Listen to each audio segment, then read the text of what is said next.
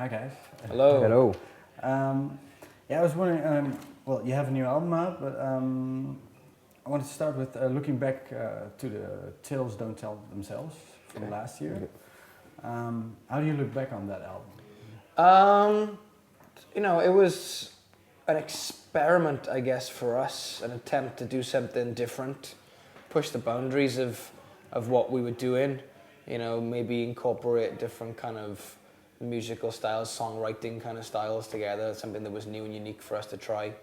And, it was our first opportunity working with Gil Norton. I love the record. I think I love the songs.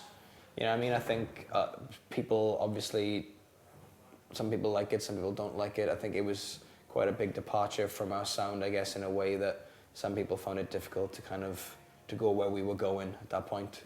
And but I think it was a necessary thing for us to do creatively to be able to kind of get to where we kind of going now.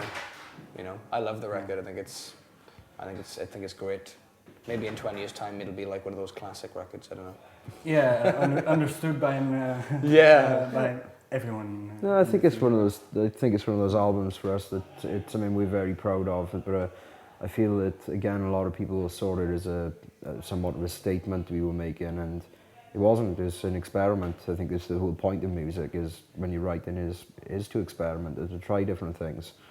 So. Okay. Yeah, because I read also a story somewhere that your record company wanted to have a hand somewhere. They became very interested in kind of in what we were doing with the songwriting. I think they just kind of didn't really understand where we were coming from as a band, the way we worked. It came to a point that when it came to that record, a lot of the people that were big supporters of the band when we first joined the label had either been fired or left. So the people they had in to replace them didn't kind of get where we were coming from, and they were suggesting things that we weren't really happy with, and lyrics and stuff like that. And even they even said that they felt that the lyrics in some songs were on some parts of songs were too intelligent, which is a little bit weird. Intelligent. Yeah, which is a little bit strange to hear those words coming out of somebody's mouth, really, who's in charge of giving music over to a wider public. So very bizarre. They had in their mind they had.